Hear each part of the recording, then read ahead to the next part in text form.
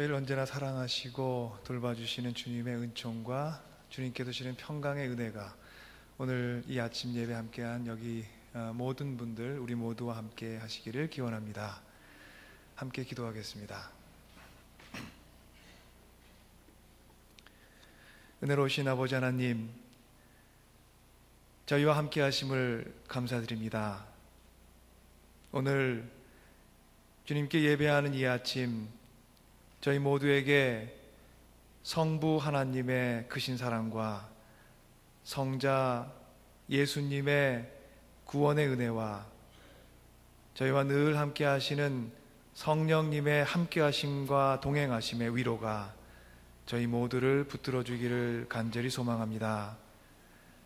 하나로 계시되 셋의 모습으로 우리와 함께 하시는 주님, 세상 많은 사람들을 그들의 족고한 많은 조건들을 살피시고 돌보시는 그 모습으로 저희가 기억하게 하시고 주님의 우리와 함께 하심이 여러 모습으로 이 땅 가운데 나타남을 저희 모두가 감사하며 기뻐하게 하옵소서. 오늘 여기 우리 모두와 함께 하사 남선교회 드림예배로 드리고 삼위일체 주일로 지키는 저희 모두의 마음과 영혼과 인생 위에 주님의 넓고 깊고 높으신 은총이 저희 모두와 함께하게 하옵소서. 저희의 마음 문을 여시고 저희의 생명의 문을 여시고 저희의 영혼의 문을 여사 주님의 은혜를 향해 저희 모두 마음을 활짝 펴고 주님을 맞이하게 하옵소서. 예수 그리스도 이름으로 주님께 기도 올립니다.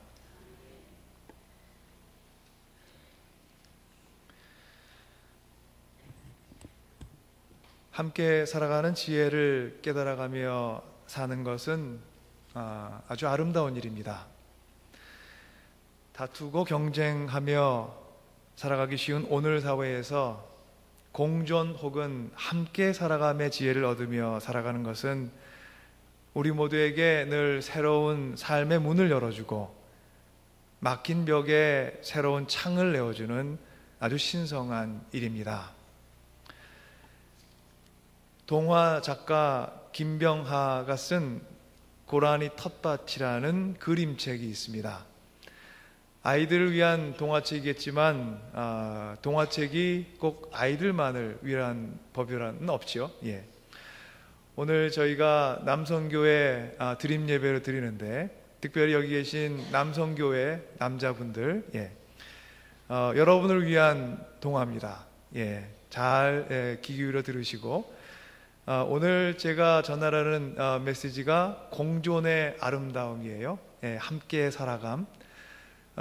여러분 남성교회 분들에게 이 동화를 들으면서 떠오르고 찾아온 은혜대로 여러분들이 사역하시는 그 사역의 은혜가 저희 북부보성교회 공동체의 앞으로 공존의 아름다움을 전하는 귀한 은혜로 열매 맺기를 바라면서 이제 편안하게 동화책을 이제 여러분들한테 읽어드릴 테니까 편안한 마음으로 감상하시기 바랍니다. 어느 날 텃밭에 심을 각종 모종들을 사온 화가 김씨 아저씨가 있었습니다. 이 아저씨는 딸들이 좋아하는 감자와 옥수수를 심고 또 아내는 쑥과 상추, 아이, 치커리, 아욱, 치커리 이런 것들을 좋아해서 이제 가족들한테 맛난 것을 먹일 이제 바람으로 여러 채소를 텃밭에 심었습니다. 화가 김씨 아저씨는 날마다 물을 주고 잡초도 뽑아주고 정성껏 텃밭을 일구어 갔습니다. 풍성해진 텃밭에서 아이들과 이제 가족들과 함께 만난 쌈을 먹을 그런 이제 꿈에 부풀어서 행복해하던 어느 날 이 아저씨에게 뜻밖의 일이 일어났습니다. 어느 날 텃밭에 나와 보니까 쑥갓하고 상추 이 둘을 누군가가 가져갔습니다. 자리에 흔적도 없습니다. 화가 김씨 아저씨는 속상했는데 다시 모종을 사다가 그 자리에 이제 빈자리에 심었고요. 다음날 텃밭에 나가보니까 이번에는 새로 심었던 쑥갓하고 상추 이와 함께 옆에 있었던 다른 채소까지도 누가 몽땅 가져갔습니다. 김씨 아저씨는 모종을 또 새로 심고 이번에는 자신이 이제 갖고 가는 텃밭을 지킬 목적으로 이렇게 무서운 모양의 허수아비를 세워놨습니다. 근데 그 허수아비를 세웠는데 아무 소용이 없었습니다. 보란듯이 허수아비는 쓰러져 있었고 아저씨가 일고 갔던 그 밭은 더 엉망이 되어 있었습니다. 화가 머리끝까지 난 이 아저씨는 결국 어느 날 밤을 선택을 해서 이제 밤새 자꾸 아침에 일어나면은 밭이 망가져 있으니까 밤에 누가 다녀가는 거죠. 그래서 이제 눈을 뜨고 부릅뜨고 보초를 서기로 결심했습니다. 그날 밤 이 아저씨는 텃밭을 망친 누군가가 대체 누구일지 궁금해하면서 기다리고 또 기다리고 졸음을 참아가며 기다렸습니다. 그리고 마침내 그 밤에 그가 보게 된 것은 고라니 한 마리가 와서 밭에서 무언가를 뜯어먹고 있는 장면이었습니다. 그제서야 과연 누가 자기의 밭을 망쳤는지를 알게 됐죠. 밭을 초토화시켰던 주인공이 바로 고라니였던 겁니다. 아저씨는 이제 준비가 돼 있죠. 자신이 이제 화가 났으니까요. 이 고라니를 쫓고 고라니는 쫓기고 하는 이 추격전을 달밤에 벌였습니다. 동물이 뛰어가는 것을 사람이 쫓아갈 수는 없습니다. 다리가 후들거릴 만큼 열심히 숨이 턱까지 차오를 때까지 뛰어서 쫓아가다가 그만 다리가 풀려서 주저앉고 말았습니다. 하지만 이제 자신이 기대하는 것이 있기 때문에 고라니가 무서워서 자신이 정성 들여 짓기로 했던 그 농사를 포기할 수는 없었습니다. 엉망이 된 텃밭에 다시 모종과 씨앗을 심고 이번에는 이제 적당한 크기로 울타리까지 세웠습니다. 어쩌면 아마 이 울타리 때문이었을까요? 한동안 그 자신의 텃밭을 망쳤던 고라니가 나타나지 않았어요. 그래서 잠시 평화가 찾아왔습니다. 기대를 합니다. 이대로 내가 텃밭을 가꿀 수 있겠나? 채소들이 잘 자라나 싶었는데 아니나 다를까 며칠이 지난 다음에 텃밭에 나와 보니까 보란듯이 텃밭이 또 엉망이 되어 있었습니다. 아마도 고라니가 아저씨가 무서워서 안 온 것이 아니라 모종이 먹을 만큼 자랄 때까지 기다린 거겠죠. 지금 이 고라니하고 아저씨의 아주 심오한 대화가 오고 가고 있습니다. 화가 났죠. 펄쩍펄쩍 뛰었죠. 이제 자기가 이제 화가 나갖고 참을 수가 없어서 이 고라니를 놔뒀다가는 스트레스 받아서 어떻게 할 수가 없겠어요. 그래서 눈을 뜨고 봐줄 수 없다는 생각에 아저씨는 새총 하나를 옆에 차고 달밤에 이제 고라니가 찾아오기를 다시 기다렸습니다. 한밤중에 기다리던 끝에 부스럭거리는 소리와 함께 드디어 고라니를 발견했습니다.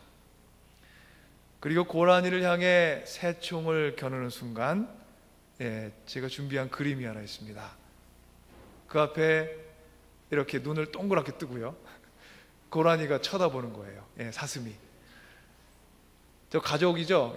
아이 둘하고 엄마인지 아빠인지 여기 이렇게 총을 들고 있습니다. 근데 어떻게 저기다가 쏘나요? 무슨 일이지? 이런 표정으로 지금 쳐다보고 있으니까 그만 이제 자신이 멋쩍어져 가지고 내가 이걸 어떻게 하겠나 싶어서 새총을 내려놓고 이제 고민에 빠졌습니다. 그 밤에 밤새 한숨도 못 자고 이제 고민을 거듭하다가 그가 이제 내린 결론이 이겁니다. 포기할 수 없죠. 생각해 보니까 옥수수하고 감자, 이건 누구 거였죠? 딸. 상추, 쑥갓, 아욱 이런 거는 이제 자신의 아내. 농사를 지어야겠는데 이제 이 고라니 가족을 보니까 마음이 움직인 거예요. 그래서 다음 그림 보겠습니다. 밭을 만들었습니다. 어떻게 만들었을까요?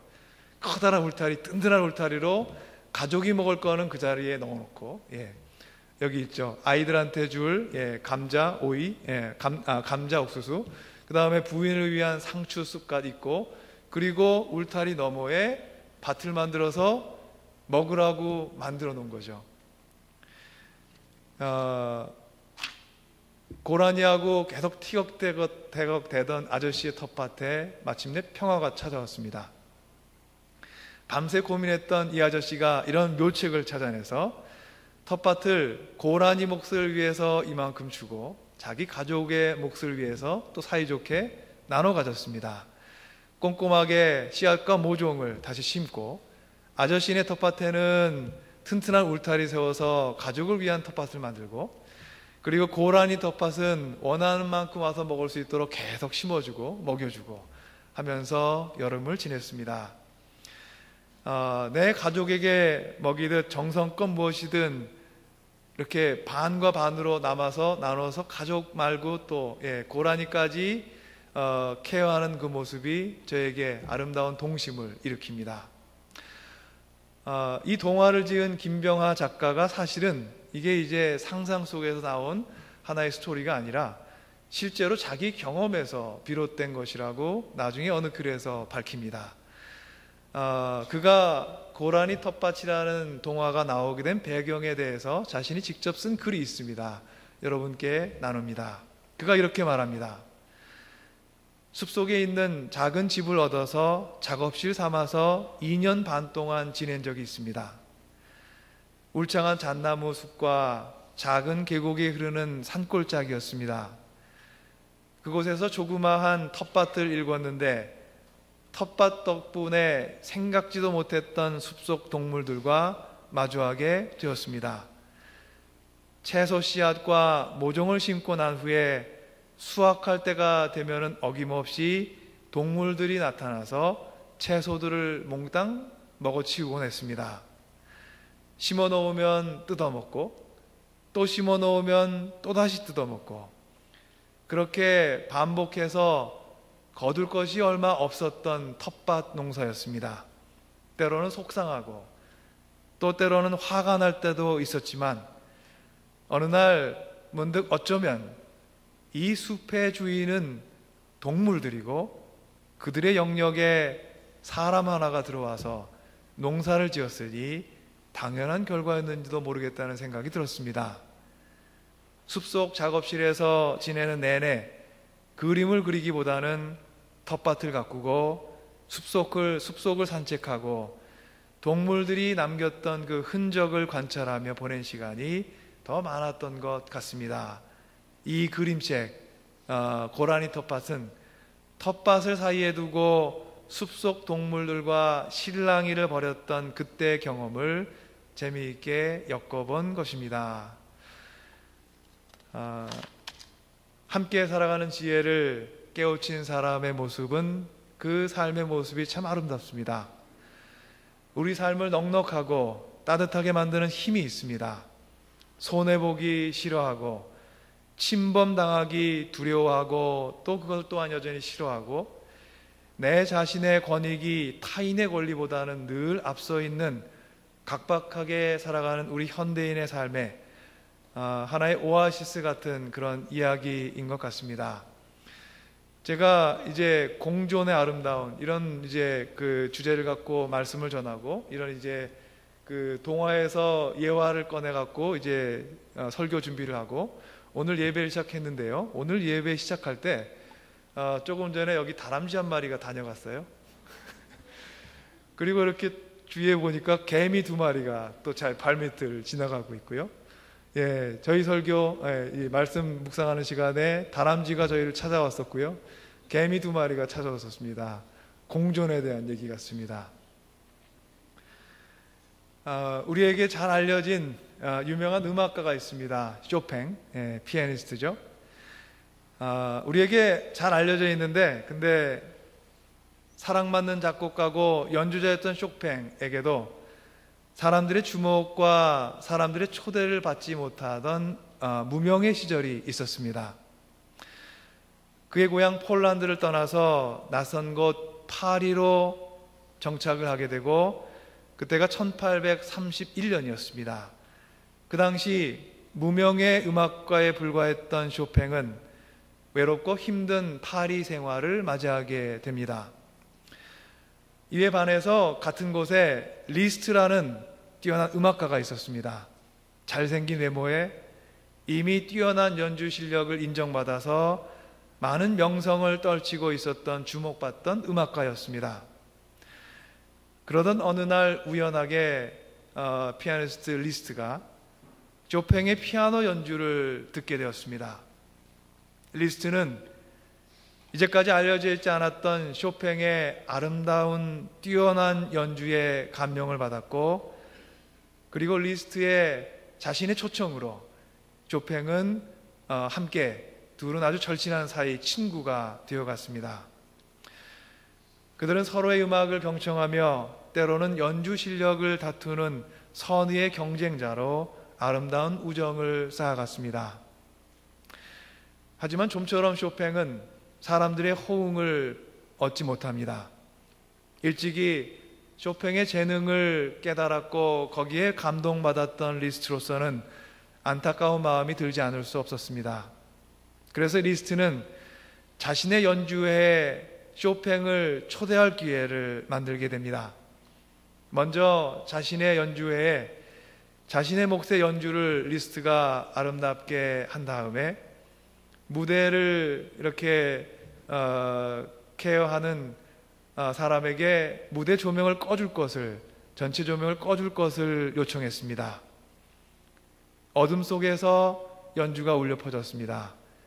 관중은 어둠 속에서 울려 퍼지는 아름다운 연주에 심취했고 그들은 그 연주에 빠져들었습니다. 연주가 끝났을 때 불이 켜졌습니다. 이 안에 있었던 모든 사람들은 모두 놀랍니다. 연주자는 당연히 리스트였을 것이라고 생각했는데 막상 의자에서 일어난 쇼팽을 그들이 발견한 것입니다. 이날 쇼팽의 연주 실력에 사람들이 감명을 받은가 동시에 그보다 무엇보다 무명의 연주자에게 소중한 기회를 주었던 리스트의 우정에 사람들은 또한 더 깊은 감동을 누렸습니다. 이 일을 계기로 사람들은 쇼팽의 연주에도 관심을 기울이게 되었고 차츰 그는 음악적 그 진가를 파리에서 인정받고 음악적인 성공을 함께 거두게 됩니다. 둘은 이후에도 서로의 재능과 음악성을 존중하며 때로는 선의의 경쟁을 이어가며 아름다운 우정을 쌓아 그리고 키워갔습니다. 그리스 철학자 아리스토텔레스는 그의 책 니코마코스 윤리학이라는 책에서 우리가 나누는 우정, 프렌십에는 세 가지의 종류가 있다고 설명합니다. 첫 번째 우정은 즐거움, 플레저를 위한 친구 간의 프렌십입니다. 우정. 예를 들면은 같은 즐거움, 관심이 같고 취미가 같고 하는 일이 같은 사람들이 만나서 쌓게 되는 그런 친구 간의 우정입니다. 두 번째 우정은 유용함에 기초를 둔 유용함을 추구하는 유틸리티를 추구하는 그런 우정입니다. 이웃에 함께 살아가는 사람, 공동에 뭔가 관심이 있죠. 그리고 이익이 있습니다. 직장에 관련해서 함께 일하는 동료들, 이 사람들이 이제 함께 모여서 일을 하면서 함께 살아가며 우정을 쌓게 되는데 이 사람들이 나누게 되는 우정이 유용함에 혹은 유익에 기초를 둔 그런 우정이라고 설명합니다. 첫 번째와 두 번째 우정과 달리 세 번째 우정은 선한 사람끼리 나누는 순수한 우정입니다. 다시 말하면 서로의 선함, 인간성, 그리고 덕목을 존중하며 이루어진 프렌십입니다. 아리스토텔레스는 즐거움의 바탕을 둔 첫 번째 우정이나 유용함의 바탕을 둔 두 번째 우정은 incomplete하다고 얘기합니다. 불완전하다고 얘기합니다. 왜냐하면 이러한 두 가지의 우정은, 이런 만남 혹은 우정은 조건의 변화에 따라서 좌우되기 때문입니다. 같은 관심과 같은 지향점이 있었던 사람이 그 관심이 바뀌게 되면은, 혹은 조건이 바뀌게 되면은 그 우정은 똑같이 지속될 수는 없죠. 그리고 유용함에 기초를 둔 우정도 마찬가지입니다. 얻는 것이 있고 서로 프로듀스하는 게 있으니까 유지되던 우정이 결국은 어느 시점에 그런 부분이 사라지게 되면 우정은 그만큼의 우정의 깊이를 갖지 못하게 된다는 설명일 수 있습니다. 이와 다르게 세 번째 우정, 덕, virtue에 기초를 둔 그런 우정은 incomplete 하지 않고 온전한 그런 우정입니다. 덕이나 선을 추구하면서 다져진 우정은 그 친구 관계로부터 즐거움도 얻고 유용함도 얻게 되겠지만, 이 둘이 다 했다 그래서 끝나는 그런 우정이 아닙니다. 나를 위해서가 아니라 상대방을 배려하며 쌓아간 우정이고, 그렇게 끌려온 우정이기 때문에, 함께 선한 것을 도모하면서 생겨난 우정이기 때문에 보다 더 지속적이고 영속적인 성격을 띠는 우정이라고 이렇게 세 가지를 구분합니다. 이런 구분에 의하면 쇼팽과 리스트의 우정은 어떨까요? 세 번째 우정에 해당합니다. 즐거움 혹은 유용함, 둘이 비즈니스 관계로 엮인 것도 아니고요. 서로의 재능과 음악을 향해서 리스펙하고 감상하고 기뻐하고 존중하며 발전되었던 덕스러운 우정입니다. 상대방을 내 이익이 있다고 혹은 나의 즐거움이 있다고 활용하는 것이 아니라 우정을 나누는 대상의 오히려 유익을 위해서 힘쓰는 것, 그것이 이제 세 번째 참된 우정이겠죠. 리스는 자신의 기회를 쇼팽에게 양보하면서 자신의 막 사귀게 된 친구의 성공을 위해서 힘썼습니다. 그리고 친구의 성공 속에서 중요한 것은 자신도 함께 기뻐합니다. 경쟁의 바탕을 둔 현대사회를 살아가는 우리 모두에게 친구 관계 그리고 우정의 깊이, 이런 것들을 생각해 보게 하는 그런 예화라고 볼 수가 있습니다. 오늘은 저희 기독교 캘린더로 삼위일체 주일입니다. 저희가 지난 주일을 성령께서 저희 위에 이렇게 덧입힘을 주신 성령 강림절로 지켰고요. 오늘 성령 강림절 후에 그 다음 첫 번째 주일을 전통적으로 우리 교회는 삼위일체 주일로 지켜왔습니다. 우리는 보통 삼위일체, 트리니티 그러면은 이해하기 힘든 교리라는 생각을 먼저 갖게 됩니다. 하나이신 하나님께서 세 인격을 가진 분이라는 설명은 우리가 생각하는 보통의 상식과 이해로 파악하기 어려운 것이 사실입니다. 이런 이제 어려움을 로버트 페러 커펀이라는 성공의 사제는 이렇게 설명을 해줍니다. 그가 말합니다. 우리가 삼위일체이신 하나님을 묘사하고자 하는 것은 바다에 사는 오이스터가 발레리나가 무엇인지 설명하려는 것과 비슷하다. 재미난 비유죠. 바다라는 공간에 늘 있는 오이스터 입장에서 전혀 다른 공간에 거주하는 발레리나의 모습을 상상하고 설명할 수는 없습니다. 발레리나를 본 적이 없기 때문에 그 느낌을 전혀 알 길이 없습니다. 아무리 아름다운 모습으로 춤을 추는 발레리나가 있다고 하더라도 바다에 사는 오이스터에게 발레리나의 존재는 헤아릴 수 없는 수수께끼 같은 것입니다. 어쩌면 이 세상 살아가는 우리 인간에게 오이스터에게 발레리나의 존재가 낯설듯이 하나님께서 존재하시는 신비로운 방식인 삼위일체 또한 낯설고 파악하기 어려운 숙제 같은 것이 아닌가, 우리가 그렇게 생각해 볼 수가 있습니다. 그런데 우리에게는 우리의 생각과 우리의 이해를 뛰어넘는 그것을 이해할 수 있는 완벽한 능력이 없음에도 불구하고 또한 그것을 이해하고자 하는 노력을 멈추지는 못합니다. 어쩌면 하나님께서 계속 끊임없이 추구하게 만드는 어떤 우리 안의 디자이어를 만들어 놓으신 게 아닌가, 끊임없이 하나님을 추구하고 찾게 그렇게 우리를 지으신 것이 아닌가 생각이 됩니다.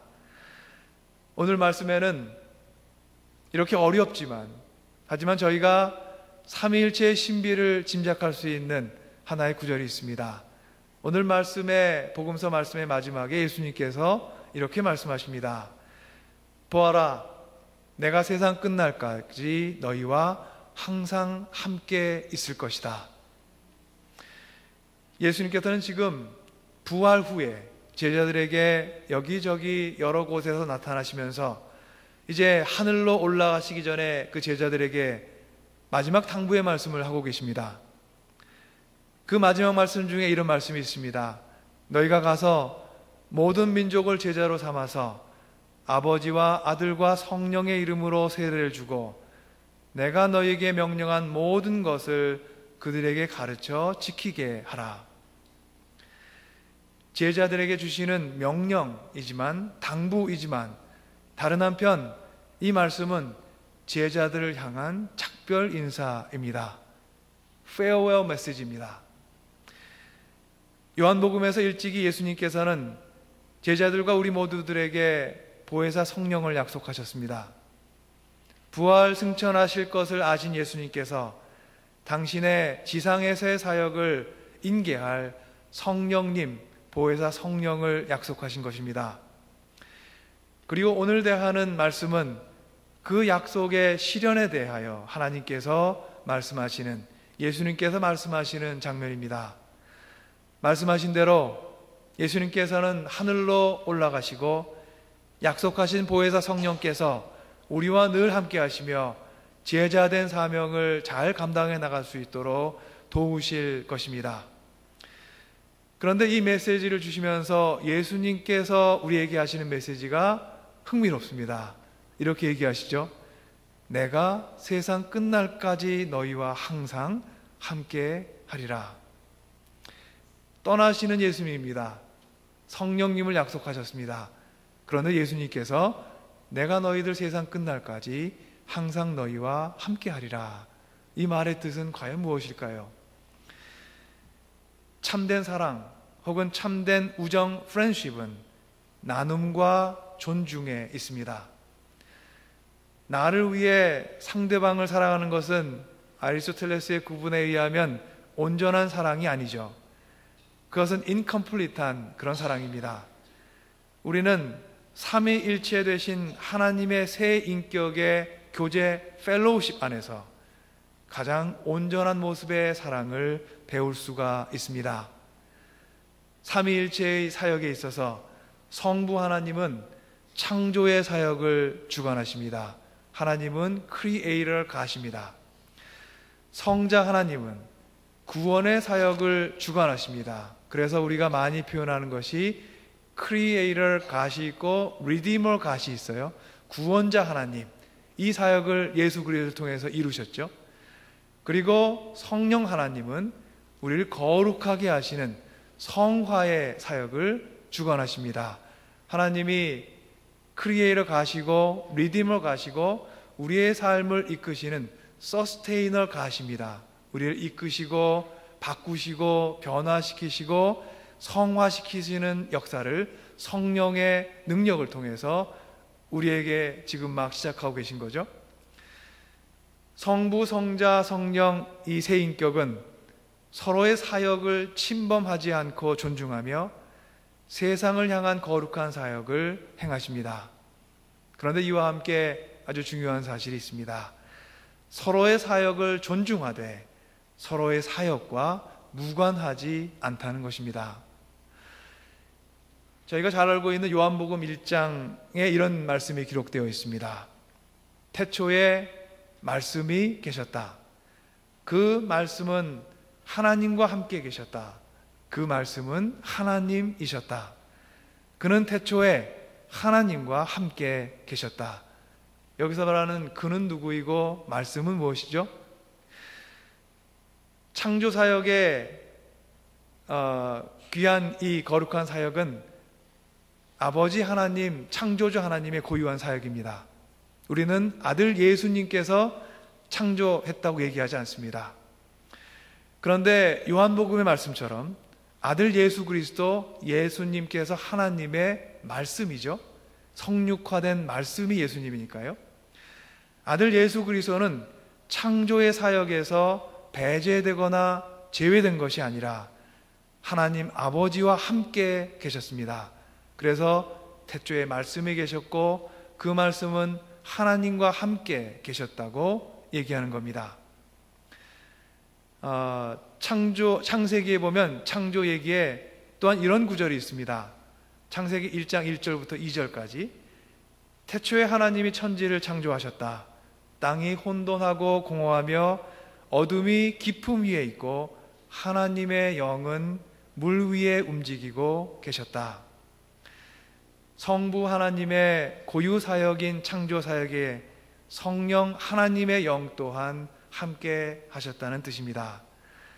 따라서 창조 사역은 하나님 아버지 하나님의 사역이지만 아들 예수 그리스도와 성령 하나님의 영께서 그 사역과 무관하게 계시지 않았다는 그런 신비한 진리를 우리는 성경을 통해서 삼위일체 신비를 저희가 알 수가 있습니다.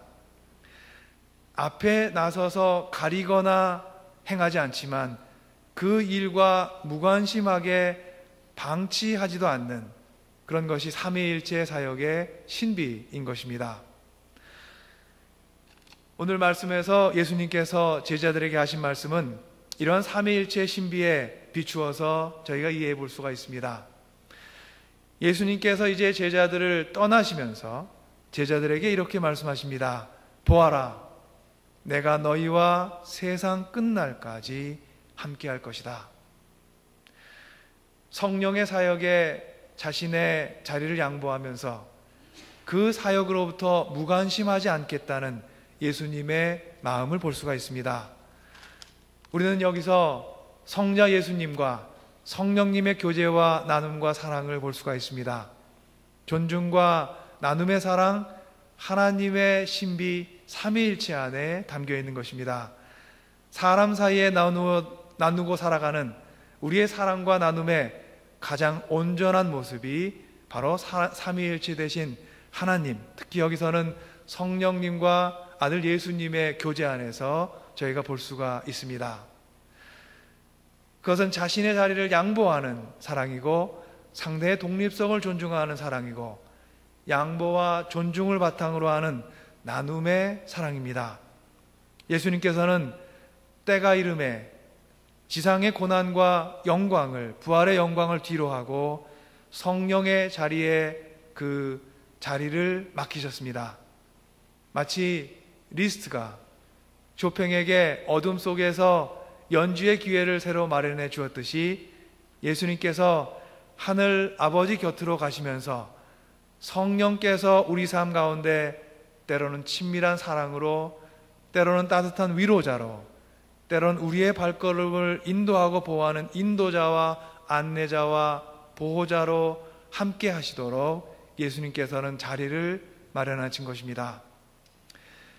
하지만 우리가 기억해야 될 것은 성령의 이런 사역과 함께 예수님께서는 우리와 또한 세상 끝날까지 함께 하실 것입니다.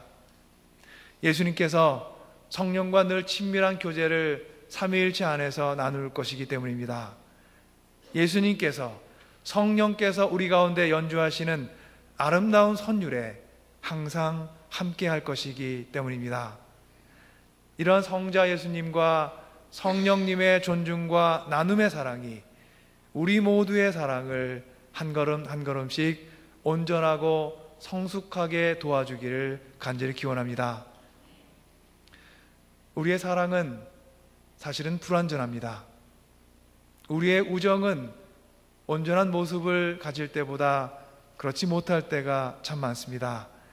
우리의 마음은 감정에 따라 변하고 상대를 위한 것이 아닌 나를 위한 사랑일 때가 참 많습니다. 우리의 사랑을 온전케 하시기 위해서 하나님께서 먼저 그 사랑의 모범을 우리 가운데 보여주고 계십니다. 오늘은 삼위일체 주일이면서 남성교회가 드림 예배를 우리 가운데에서 인도합니다. 오늘의 예배를 인도하는 남성교회와 그 사역 위에 성부, 성자, 성령 삼위일체의 사랑과 나눔이 늘 넘치기를 간절히 축원합니다. 우리 남성교회 모두가 주님을 도와 주님의 사랑을, 우리의 사랑을 온전케 하시는 주님의 귀한 사역을 이끌어가고 감당해 나가기를 또한 간절히 소망합니다. 저희가 이제 오늘부터 대강절이 시작되는 11월 말이나 12월 초까지 이 긴 시간 동안 성령께서 우리 가운데에서 일으키시는 변화와 치유와 구원의 은혜를 경험하게 될 것입니다. 위로부터 입혀지는 성령의 은혜가 여러분 삶 위에 끊임없이 그리고 온전히 임하시기를 주님의 이름으로 간절히 축원합니다. 그리고 또한 우리 모두 늘 기억합시다. 세상 끝날까지 우리의 구주 되시는 예수 그리스도께서 우리와 함께 하실 것입니다. 다 함께 기도하겠습니다.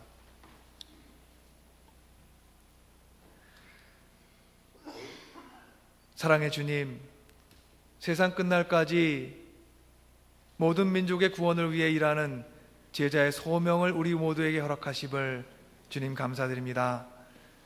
제자의 소명과 사역이 결국은 우리가 나눈 사랑을 온전히 전하고 주님의 주시는 사랑의 씨앗을 이 땅의 텃밭에 수없이 뿌리고 뿌리는 반복적인 일임을 깨닫습니다. 주님, 우리의 가진 것으로 사랑을 위해 일하지 않게 하시고 위로부터 입혀지는 능력으로 주님의 일, 주님의 사랑을 전하는 일을 잘 감당하게 저희 모두를 인도하여 주옵소서. 우리와 늘 함께 하시는 삼위일체 되시는 성부, 성자, 성령의 은혜와 사랑을 누리며 저희의 하루하루를 살아가기를 간절히 소망하오니 우리의 간절한 바람 위에 따스한 주님의 사랑과 은총을 그리고 주님의 자비를 늘 더하여 주옵소서. 예수 그리스도 이름으로 간절히 기도 올리옵나이다. 아멘.